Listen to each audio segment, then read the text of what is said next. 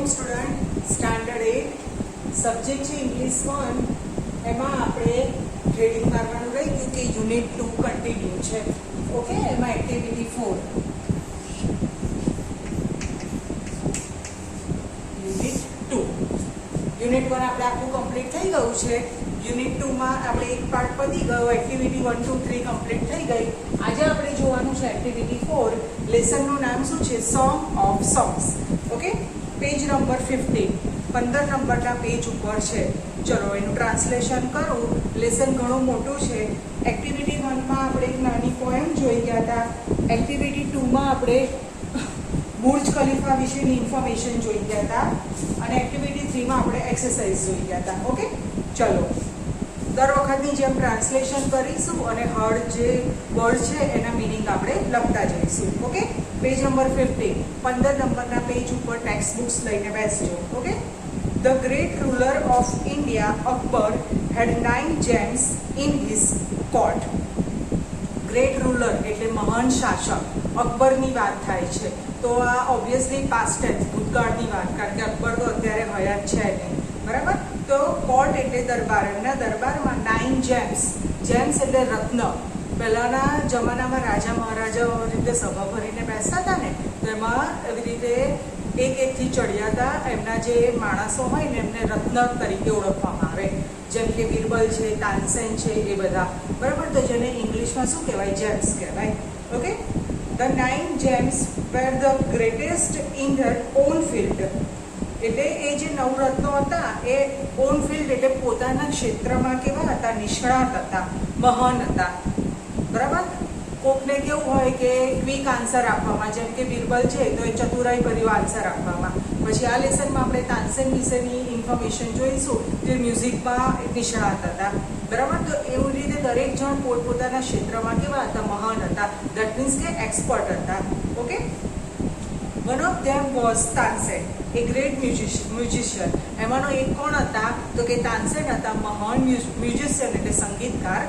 હતા he played different type of music notes for the king play એટલે આમ તો પ્લે એટલે રમવું થાય પણ અહીંયા પ્લે એટલે રમવું ના થાય કે એ ડિફરન્ટ એટલે અલગ અલગ મ્યુઝિકલ નોટ્સ એટલે સંગીતના સૂરો એ રાજા માટે પીરસતા હતા રજૂઆત કરતા હતા બરાબર અહીંયા પ્લે એટલે રજૂઆત કરતા હતા કોના માટે ગાતા હતા અકબર રાજા માટે ઓકે મ્યુઝિકલ નોટ્સ એટલે સંગીતના સૂરો સારે ગ મ પ ધ ની સાહેબ બધા મ્યુઝિકના સૂર હોય ને એવી રીતે એ સૂર પીરસતા હતા હી પ્લેડ રાગ હવે કયા રાગ ગાતા હતા તો કે માલકોશ દીપક કેદાર મલ્હાર એટસેટ્રા બરાબર જેણે આવી રીતે મ્યુઝિકનું બહુ નોલેજ હોય એ લોકોને આ બધું ખબર પડે અને આ બધા કેવા છે પેલા ક્લાસિકલ મ્યુઝિક શાસ્ત્રીય મ્યુઝિકમાં બી જાત જાતના બધા આવે ભરતનાટ્યમ આવે ક્લાસિકલ મ્યુઝિક ને પછી પેલા માઇકલ જેક્સન એ બધામાં નાચતા હોય બધા વેસ્ટર્ન ડાન્સ પોપ મ્યુઝિક ને એવા બધા તો આ બધા ક્લાસિકલ મ્યુઝિક કહેવાય શાસ્ત્રીય મ્યુઝિક બરાબર તેમાં બધા જુદા જુદા રાગ ગાતા હતા તાનસેન મેડ સમ ઇનોવેશન ઇન મલ્હાર રાગ એન્ડ ક્રિએટ મિયા મલ્હાર રાગ હવે એમણે શું કર્યું ઇનોવેશન એટલે ફેરફાર મલ્હાર રાગમાં એમણે થોડો ફેરફાર કર્યો અને નવો જે રાગ બનાવ્યો એનું નામ શું આપ્યું તો કે મિયા મલ્હાર રાગ બરાબર એક એમનો જે મલ્હાર રાગ હતો એની અંદર એમણે થોડો ઇનોવેશન એટલે જ ફેરફાર કર્યો અને નવો રાગ બનાવ્યો એને શું નામ આપ્યું તો કે મિયા મલ્હાર રાગ one evening the king was in his court એક દિવસ સાંજે રાજા એમના દરબારમાં હતા હી સેડ ટુ તાનસેન એમણે તાનસેનને શું કીધું ઉસ્તાદજી play something new on your tanpura and make us happy કે ઉસ્તાદજી તમારા તાનપુરાથી કંઈક નવું પીરસો મને અથવા તો નવું કંઈક સંભળાવો અને મને ખુશ કરો મેક મી હેપી એટલે મને ખુશ કરો તાનસેન એગ્રી એટલે સંમત થવું તાનસેન સંમત થઈ ગયા હી ટુક હિઝ તાનપુરા ટેક એનું ભૂતકાળ આખો લેસન ભૂતકાળને છે એટલે એમણે એમનો તાનપુરો ઉઠાયો તો ટેકનું ભૂતકાળ શું થયું ટૂંક થયું ઓકે હી સ્ટાર્ટેડ ધ રાગ દરબારી એમણે રાગ દરબારી ગાવાનું શરૂઆત કરી ધ કોર્ટ બીકમ કામ એન્ડ ક્વાઇટ એટલું સરસ એમણે ગાયું ને કે દરબારમાં જે બધા હતા એ કામ એટલે શાંત અને ક્વાઇટ એટલે નીરવ શાંતિથી એમનું મ્યુઝિક સાંભળતા હતા, બધા ચૂપ થઈ ગયા, કોઈ વાતચીત તો ઠીક હલનચલન પણ નહોતું કરતા, એટલું સરસ એ ગાતા હતા તાનપુરો લઈને. Okay, people forgot everything around them. Around એટલે આજુબાજુ, ફરગોટ એટલે ભૂલી જાઓ. લોકો એમની આજુબાજુ શું થાય છે એ બધું ભૂલી ગયા. After some time the king look up, his eyes bright with price.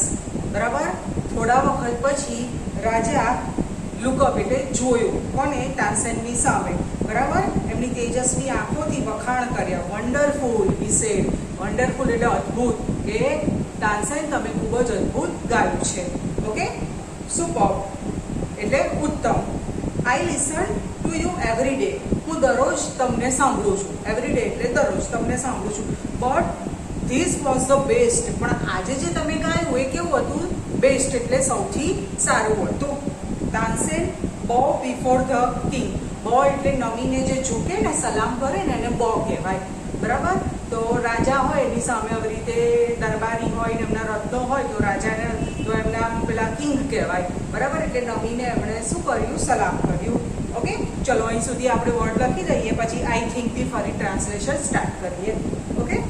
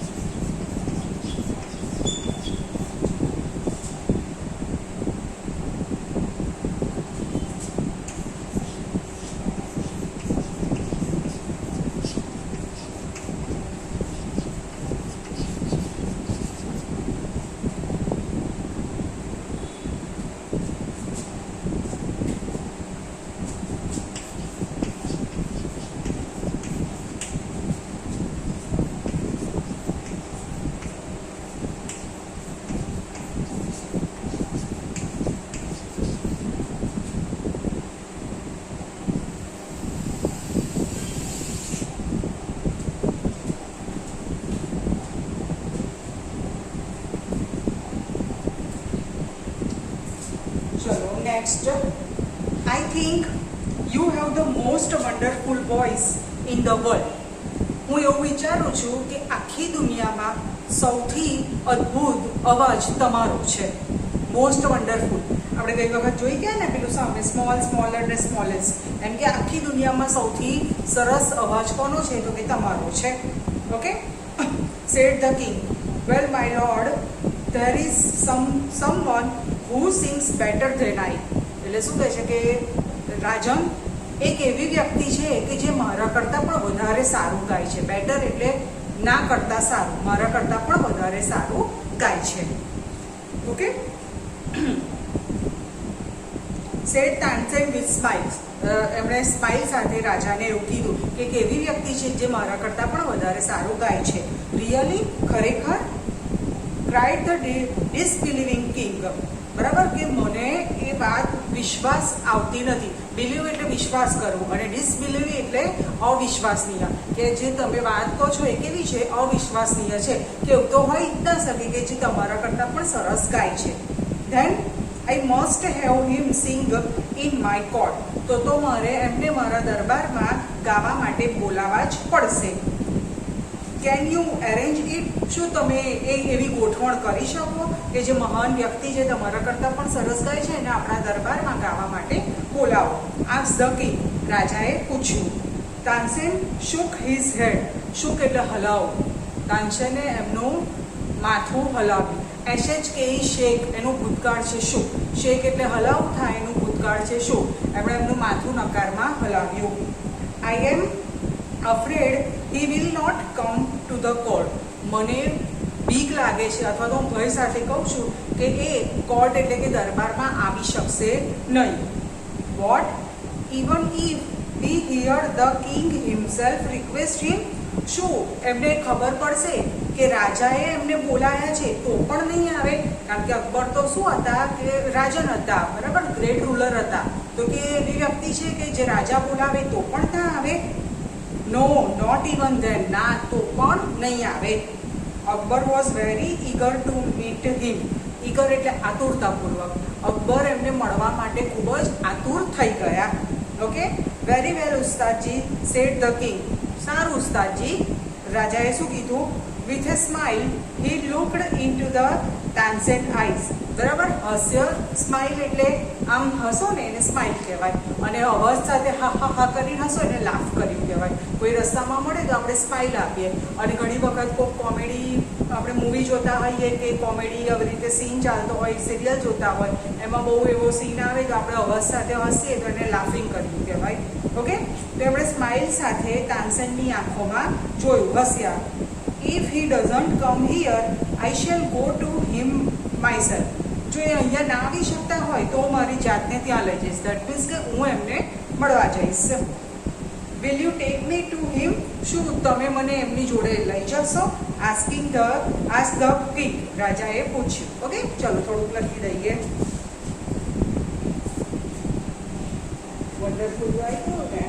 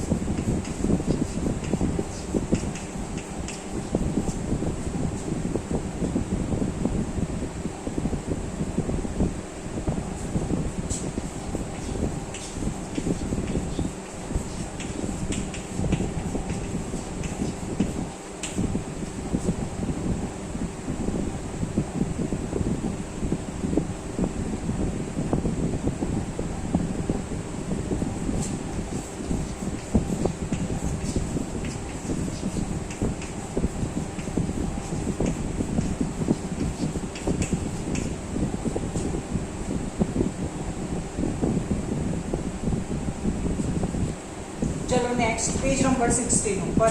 Yes, but you do not go there as a king, said Tansen.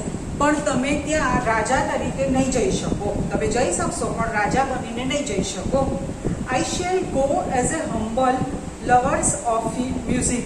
બરાબર, હું એક નમ્ર સંગીતના ચાહક તરીકે એમને ત્યાં જઈશ. રાજા બનીને જઈશ તો કદાચ એ મને મળવાની ના પાડે અને મને એમનું સંગીત નહીં સંભળાવે, પણ હું એક સંગીતના નમ્ર ચાહક બની અને એમની જોડે જઈશ. હમ્બલ એટલે નમ્ર, લવર ઓફ મ્યુઝિક એટલે સંગીતના ચાહક બનીને જઈશ. ઓકે. સંત હરિદાસ વોઝ ધ મેન.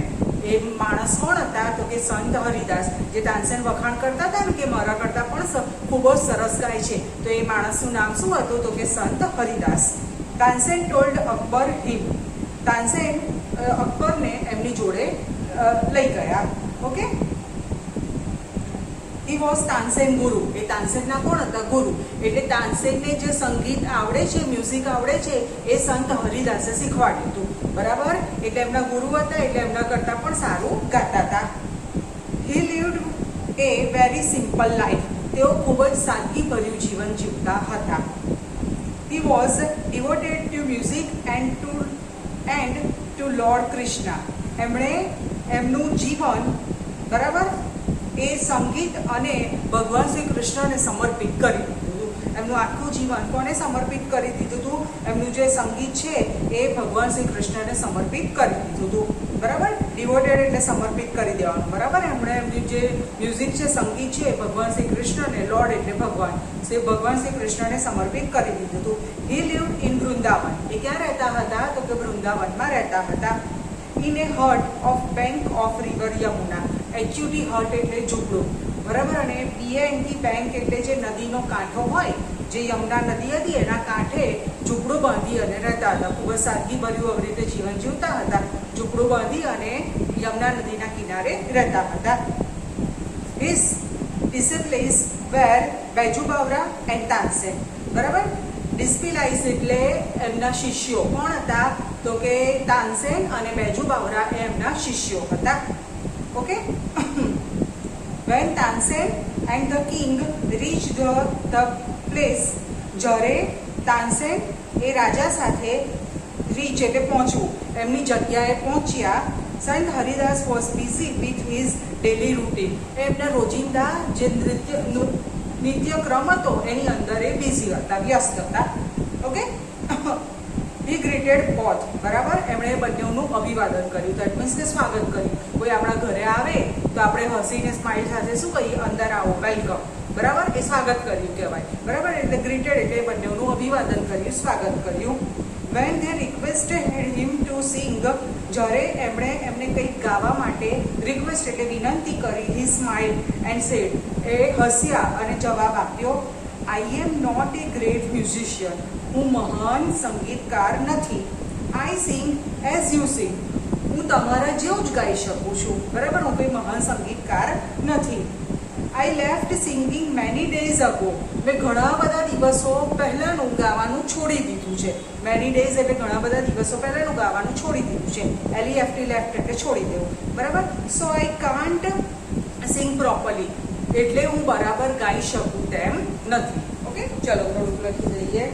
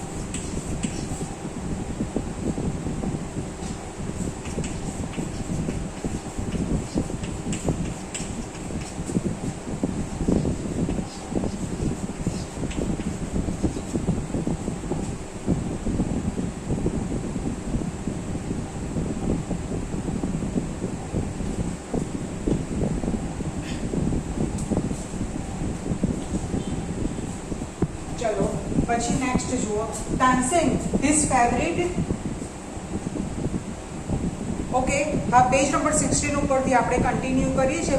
મોટો પિક્ચરની નીચેનો મોટો પેરેગ્રાફ પતી ગયો. હવે Tansen his favourite disciple could not persuade him to change his mind. બરાબર, persuade એટલે મનાવવું, persuade. બરાબર, કે તાનસેન એમના જે પ્રિય શિષ્ય હતા એ પણ એમને મનાવી શક્યા નહીં. બરાબર, એમનું મગજ એટલે એમણે જે વિચાર કર્યો હતો કે હું ગાઈશ નહીં, બરાબર, એ વિચાર એ ચેન્જ કરી શક્યા નહીં. However, Tansen knew how to get round him. બરાબર, તાનસેન જાણતા હતા કે કઈ રીતે એમણે એમનું કામ પાર પાડવું છે. Okay, he offered to sing before his guru. એમણે શું કીધું, એમના જે ગુરુ હતા ને હરિદાસ, એમણે કીધું કે હું તમારી સમક્ષ ગાઉં. તાનસેને ગાવાનો પ્રસ્તાવ મૂક્યો.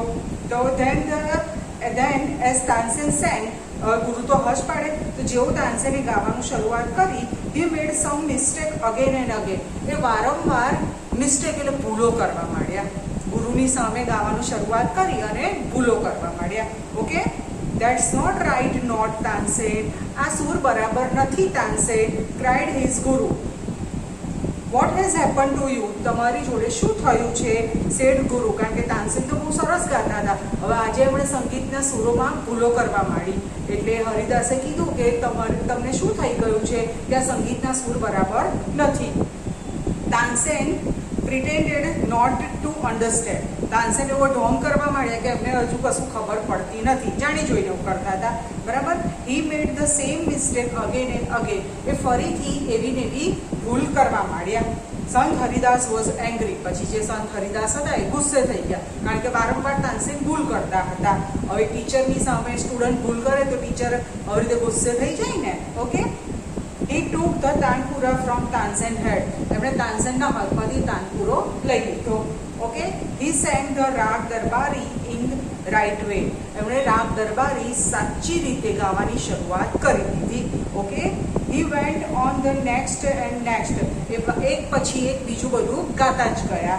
Okay, the sweetness of his voice spread all around. sweetness એટલે એમની સંગીતની મધુરતા. બરાબર, બહુ સરસ ગાતા હતા એટલે એમની જે અવાજની મધુરતા હતી એ આજુબાજુ ફેલાઈ ગઈ.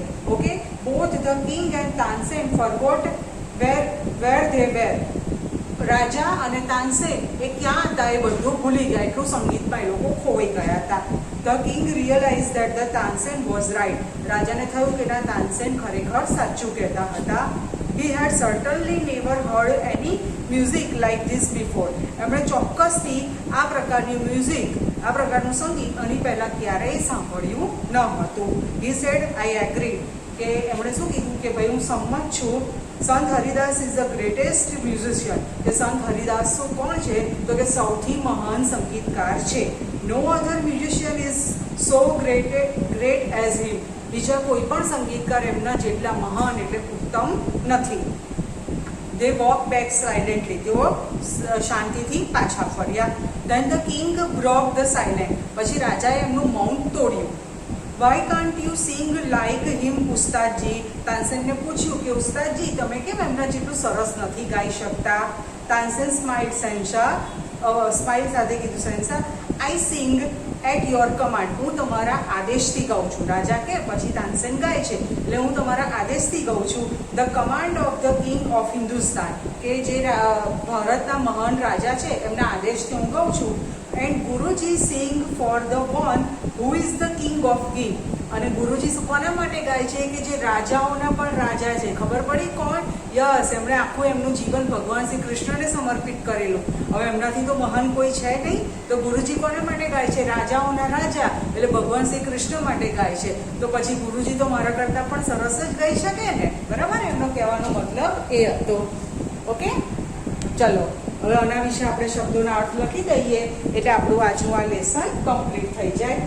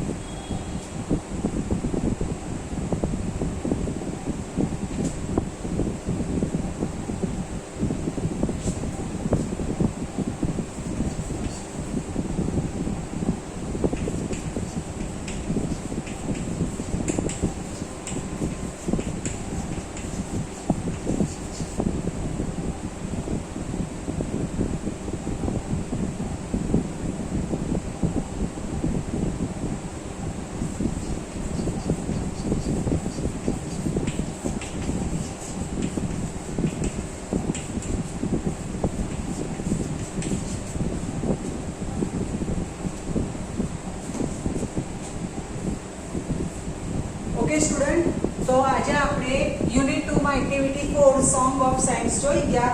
બરાબર, લેસન થોડું લાંબુ હતું પણ મજાનું હતું. ટ્રાન્સલેશન જોઈ ગયા, શબ્દોના અર્થ જોઈ ગયા. વિડીયો પોઝ કરી અને શબ્દોના અર્થ જોઈ લેજો.